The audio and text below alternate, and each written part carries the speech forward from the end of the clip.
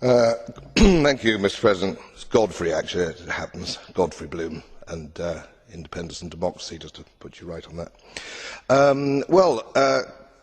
Commissioner Kallas seems to have read a completely different document. I can assure him that as a UK PLC, this simply would not do at all.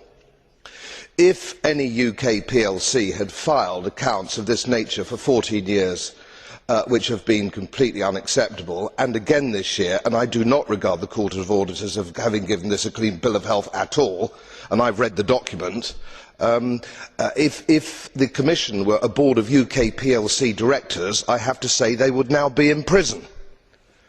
Now, we have a situation here where this Parliament, if Parliament it is, which spends most of the year talking about bendy bananas, knobbly parsnips, standardisation of bottle sizes, and on Tuesday we were even voting on the standardisation of tractor seats. So this absurd organisation spends most of its year doing nothing very much of value. We only have one serious responsibility, and that is to hold the Commission to account on the budget. That is the most serious thing we can do. And it is going to go through again for the 15th year on the nod. It is an utter disgrace, and let the British MEPs know I am watching very carefully how they vote, and I will make sure that it is known back in the UK what they do out here, as opposed to what they actually say when they go home. Mr. President, as my friend Mr. Bloom quite rightly said earlier, it is simply not true to say that the accounts have been fully signed off by the auditors. It seems that about €6 billion cannot be properly accounted for. At current exchange rates, that is about £4.7 billion. Britain's net contribution to the EU budget in 2007 was £4.3 billion.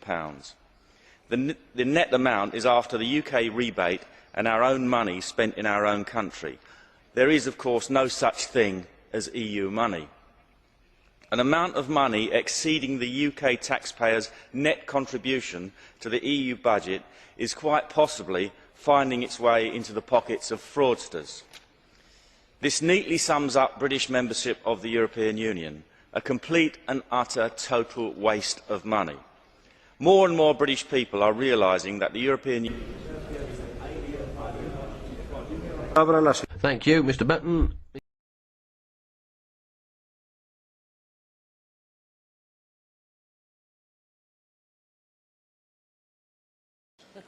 President, Mr Barroso says, I think my team is of high quality.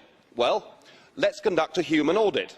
Now, I'm mindful that audits aren't very popular in the European Commission, and that auditors, if they do their job properly, get fired, but nonetheless, here goes.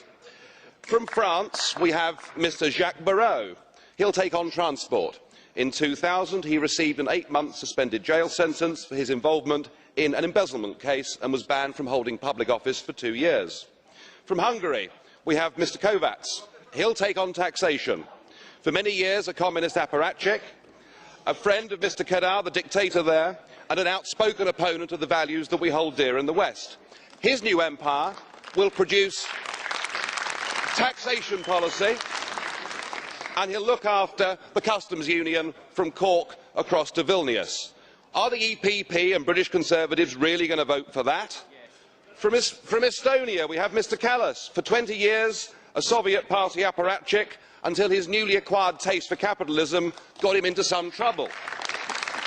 Though, to be fair, he was acquitted of abuse and fraud, but convicted for providing false information, and he's going to be in charge of the anti-fraud drive. I mean, you couldn't make it up.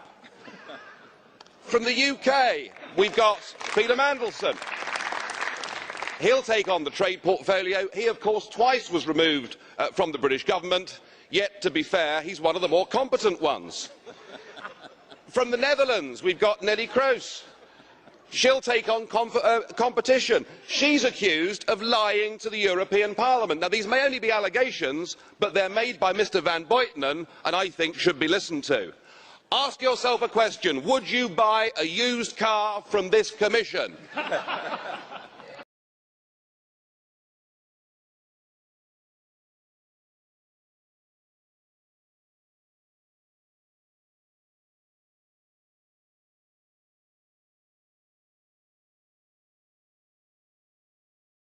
quelles sont, messieurs les présidents, nos priorités? La première, c'est de montrer aux Européens que l'Europe peut les protéger. Et je voudrais dire un mot de ce vocabulaire, la protection. Mais depuis la plus haute antiquité, si les hommes se sont dotés d'une puissance publique, c'est parce que cette puissance publique se devait de les protéger. Monsieur le Président du Parlement européen, l'Europe doit protéger sans être protectionniste. Moi-même, en tant que président de la République française, j'ai dû prendre mes responsabilités. La France a voté non en 2005. J'ai dit avant les élections que je n'organiserai pas de référendum en France. Je pense profondément que les questions institutionnelles, les règles de fonctionnement en Europe sont l'affaire des parlementaires plutôt que l'affaire du référendum.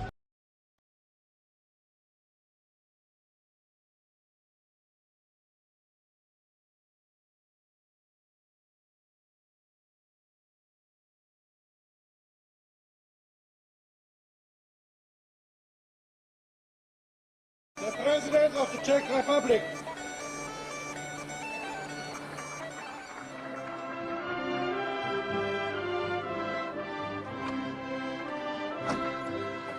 Herr Präsident, ich darf Sie bitten, zu uns zu sprechen. Vielen Dank.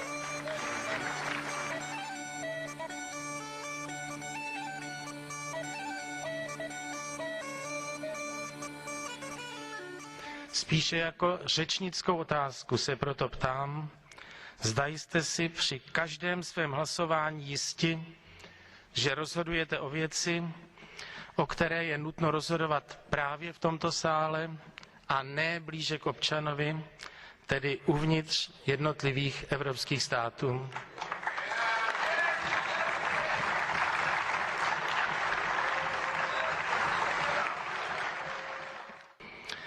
Dnešní systém rozhodování v Evropské unii je něčím jiným než historií prověřenou a v historii osvědčenou klasickou parlamentní demokracií.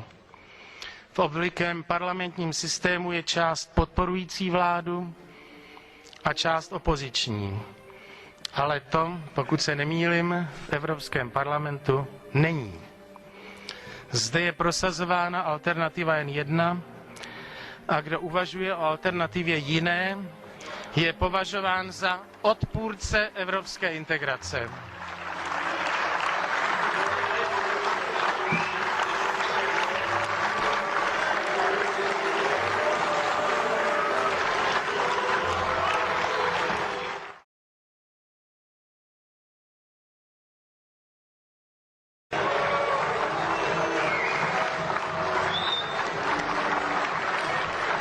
Řešením není ani přitápění pod tavícím kotlem dosavadního typu evropské integrace, ani potlačování role členských států pod heslem nové multikulturální a multinacionální evropské občanské společnosti. To jsou pokusy, které v minulosti selhaly, neboť nebyly projevem přirozeného historického vývoje.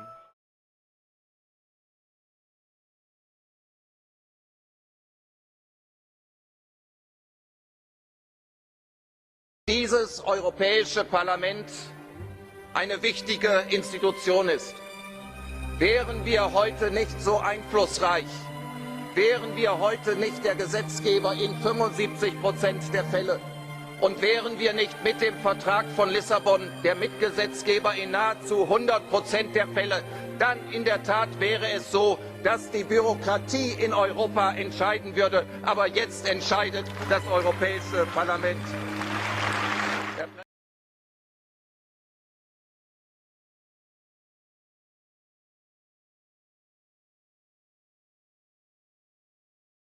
We're living through exceptionally difficult times.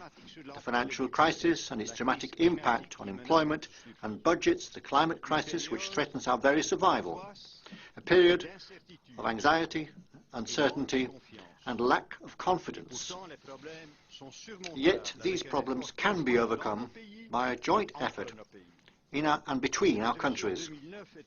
2009 is also the first year of global governance, with the establishment of the G20 in the middle of the financial crisis. The climate conference in Copenhagen is another step towards the global management of our planet. Let's hear that again. 2009 is also the first year of global governance, with the establishment of the G20 in the middle of the financial crisis. The climate conference in Copenhagen is another step towards the global management of our planet.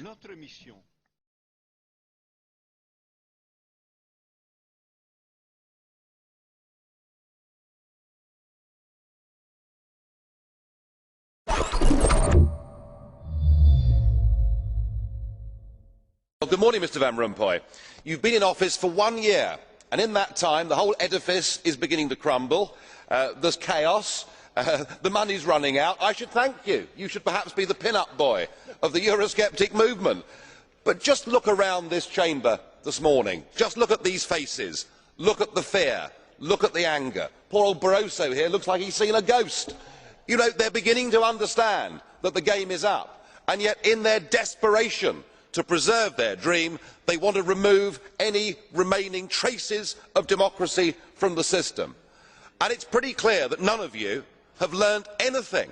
You know, when you yourself, Mr Van Rompuy, say that the euro has brought us stability, I suppose I could applaud you for having a sense of humour, but isn't this really just the bunker mentality?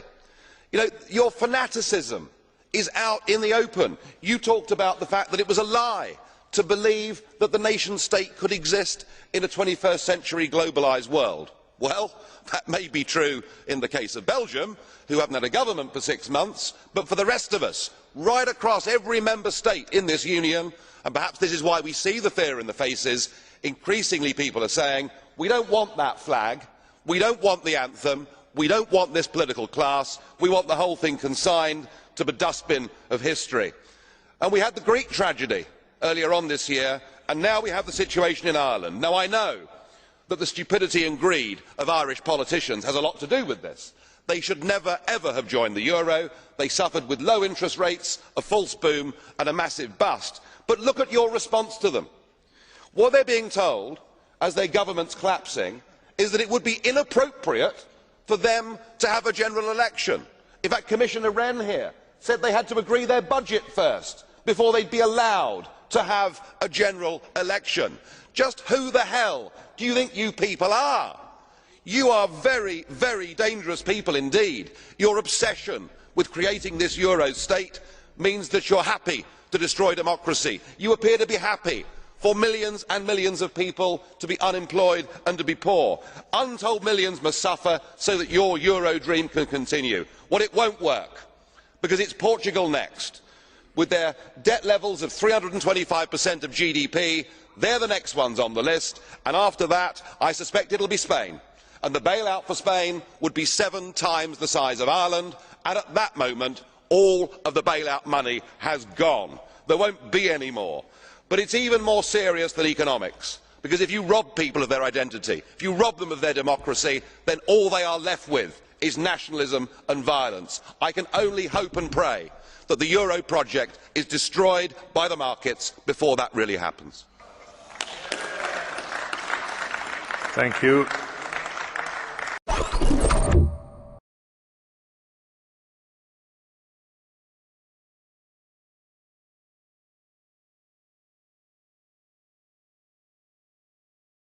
Shrouded in secrecy, an invite-only meeting of the world's political and financial elite is underway in Switzerland. The annual gathering of the Bilderberg Group has attracted strong opposition. Protesters don't want the fate of the world to be decided behind closed doors. RT's Laura Emmett has been following the meeting. Opposition to the Bilderberg Group meeting here in Switzerland has brought together parties and special interest groups from across the spectrum of political beliefs. And it's not just the Swiss. People have come from further afield, Germany, Austria, the UK and even the US, to try to report on or just to object in person to this group of powerful people meeting in secret. We've also heard reports of alternative media journalists being threatened with deportation by police and other low-level harassment. Among the protesters is Switzerland's youngest member of parliament for the People's Party. He came up here to fight for transparency. Here's what he told me. People have a right to know what's happening in the Suffragette House, what's happening at the Bilderberg meeting. People want to know what do they decide there, who is there, what have they for plans for the future, and I'm here for more transparency. The agenda of the Bilderberg Group remains secret until long after the meeting's over, but Bilderberg watchers make an educated guess about what's being discussed. This year it's saving the euro, a Bilderberg invention, deciding the new head of the International Monetary Fund to replace their infamous colleague Dominique Strauss-Kahn, and of course the events of the Arab Spring, which notable Bilderberg watchers accuse the group of exacerbating into a bloody war to try and hike up the oil price. Some accuse the Bilderbergers of masterminding the financial crisis, and given the dire economic fate of the last two Bilderberg host countries, Greece and Spain, some fear for the future of independent non-EU member Switzerland.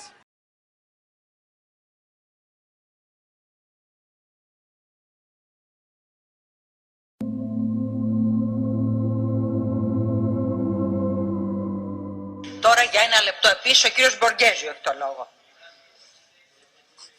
Noi discutiamo su questi vari argomenti. Negli Stati Uniti è molto vivo il dibattito su una questione che io ritengo centrale, cioè il ritorno ai principi della legge Glass-Steagall, della separazione delle banche ordinarie dalle banche di speculazione che hanno causato i gravissimi guasti di cui le nostre economie e i nostri popoli stanno pagando pesantemente il prezzo.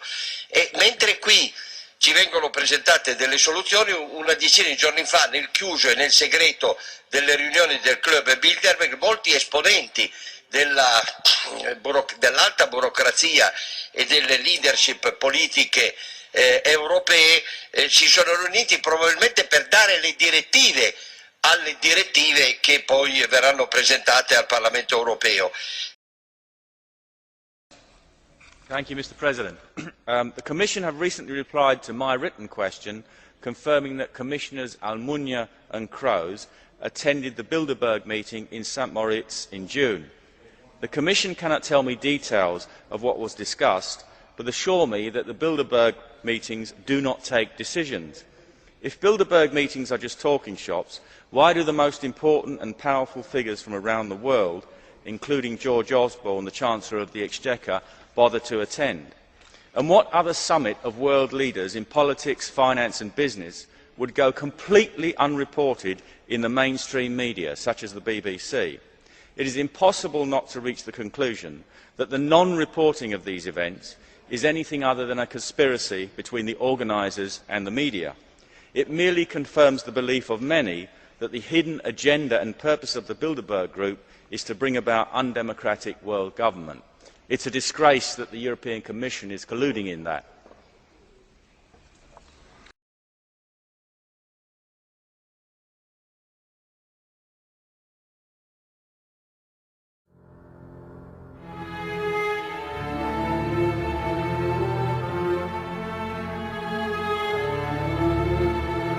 La questione delle nomine, molto importante. Oggi c'è sulle agenzie c'è un corollario di voci, di riunioni, non si sa nemmeno se dovrà esserci una riunione straordinaria a Bruxelles.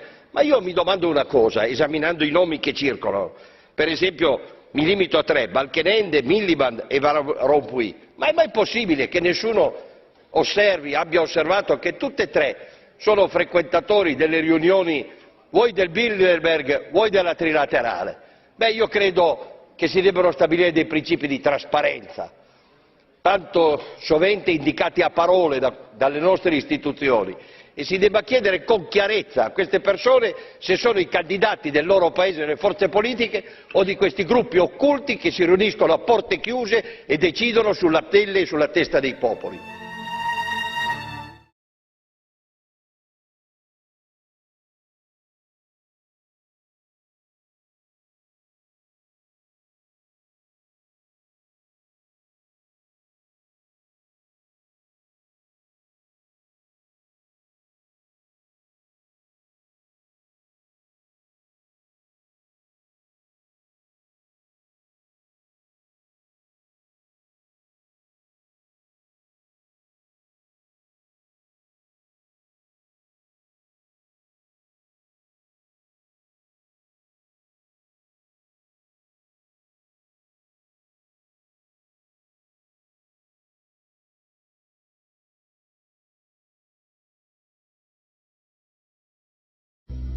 The Council on Foreign Relations.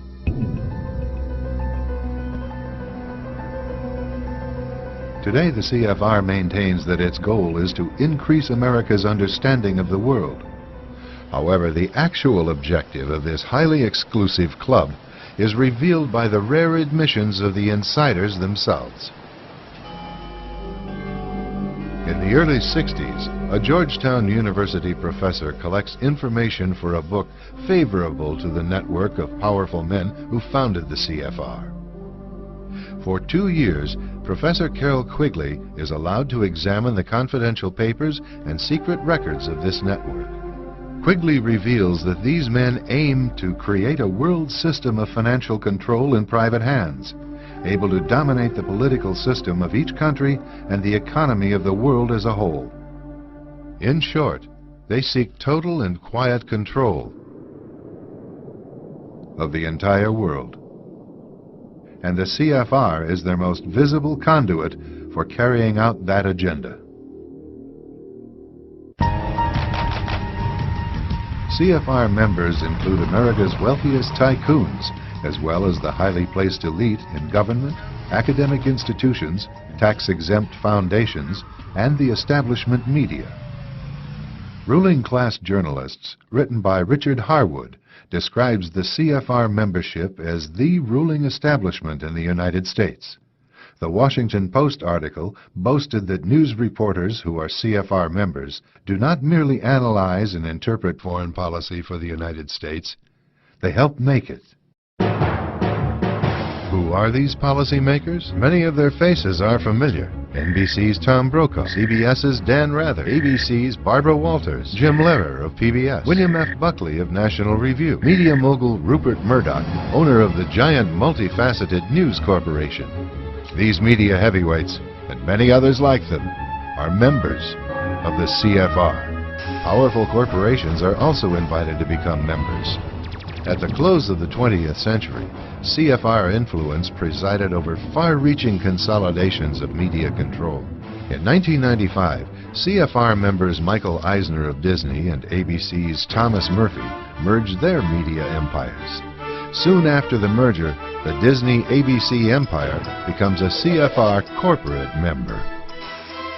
In the year 2000, the world's largest internet service provider, America Online, joins forces with Time Warner, one of the world's largest news organizations. The CEOs favoring the move are CNN's Thomas Johnson and Time Warner's Gerald Levin, both CFR members. Once again, another media giant is created under the shadow of CFR influence. Today, an elite handful of individuals define the agendas that are supported by the empire of establishment news.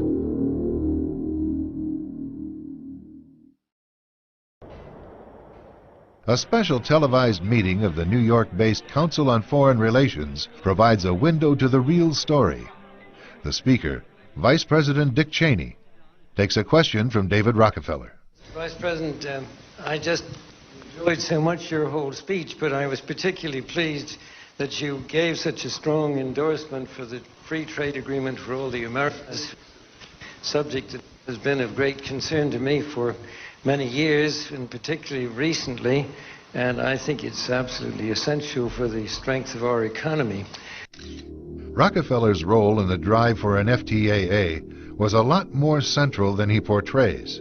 Rockefeller cultivated Latin American leaders who could be counted on to support such a proposal. Both the 1994 Miami Summit and the FTAA proposal were conceived and nurtured by a Rockefeller-created network. Prominent among the organizations sponsoring the Miami event were the Council of the Americas, founder and honorary chairman David Rockefeller; the Americas Society, chairman David Rockefeller; the Forum of the Americas, founder David Rockefeller; the Institute for International Economics, financial backer and board member David Rockefeller; the Trilateral Commission, founder and honorary chairman David Rockefeller. Rockefeller's influence also extends to the current administration. He was chairman emeritus of the CFR when Vice President Dick Cheney once served as a director, a relationship that Cheney concealed during his congressional career. It's good to be back at the Council on Foreign Relations. As Pete mentioned, I've been a member for a long time and was actually a director for some period of time. I never mentioned that when I was campaigning for re-election back home in Wyoming. Thank you very much, Richard, and I am delighted to be here in these new headquarters. I have been often to, I guess, the mothership in New York City, but it's good to have an outpost of the Council right here down the street from the State Department. We get a lot of advice from the Council, so this will mean I won't have as far to go to be told what we should be doing and how we should think about the future.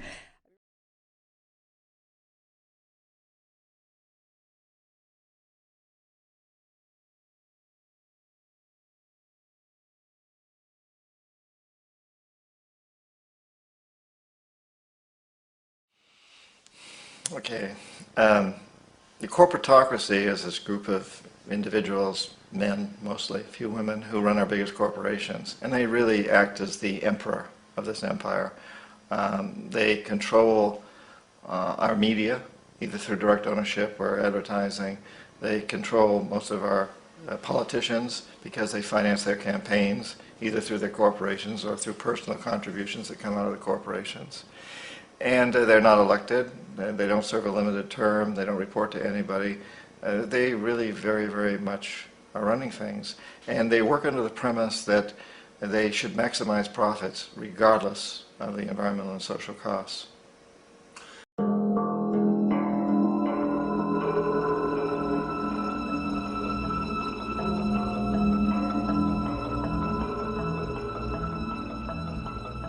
We economic hitmen really have been the ones responsible for creating this first truly global empire. And we work many different ways.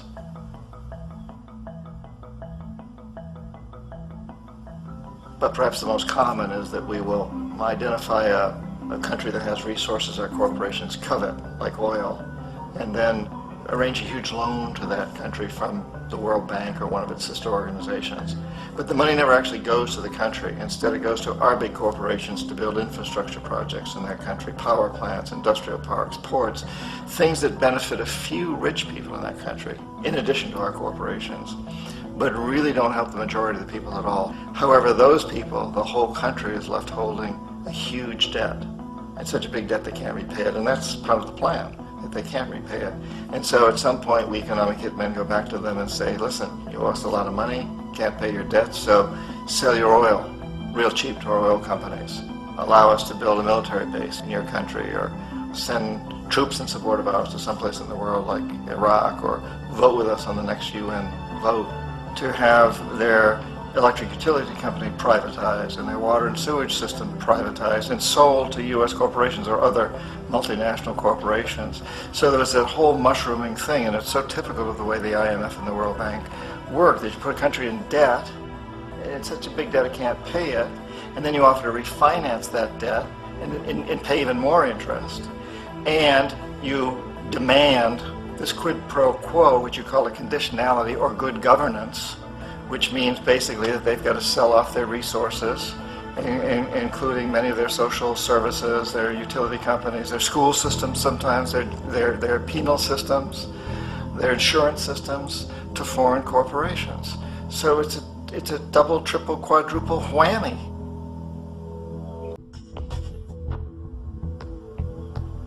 Iraq actually is a perfect example of the way the whole system works. So we economic hitmen are the first line of defense. We go in and we try to corrupt governments and get them to accept these huge loans, which we then use as leverage to basically own them. If we fail, as I failed in Panama with Omar Torrijos and in Ecuador with Jaime Roldos, men who refuse to be corrupted, then the second line of defense is we send in the jackals. And the jackals either overthrow governments or they assassinate. And once that happens, when a new government comes in, boy, it's going to toe the line because the new president knows what will happen if he doesn't. In the case of Iraq, both of those things failed. Economic hitmen were not able to get through to Saddam Hussein. We tried very hard. We tried to get him to accept a deal very similar to what the House of Saud had accepted in Saudi Arabia, but he wouldn't accept it. And so the jackals went in to take him out. They couldn't do it. His security was very good. After all, he had one time worked for the CIA. He'd been hired to assassinate a former president of Iraq and failed, but he knew the system. So in '91, we send in the troops and we take out the Iraqi military. So we assume at that point that Saddam Hussein is going to come around. We could have taken him out, of course, at that time, but we didn't want to. He's the kind of strong man we like. He controls his people. We thought he could control the Kurds and keep the Iranians in their border and keep pumping oil for us. And then once we took out his military, now he's going to come around. So the economic hitmen go back in the 90s without success. If they'd had success, he'd still be running the country. We'd be selling him all the fighter jets he wants and everything else he wants. But they couldn't. They didn't have success. The jackals couldn't take him out again. So we sent the military in once again, and this time we did the complete job and took him out, and in the process created for ourselves some very, very lucrative construction deals. We had to reconstruct a country that we essentially destroyed, which is a pretty good deal if you own construction companies, big ones. So, Iraq shows the three stages. The economic hitmen failed there, the jackals failed there, and as a final measure, the military goes in.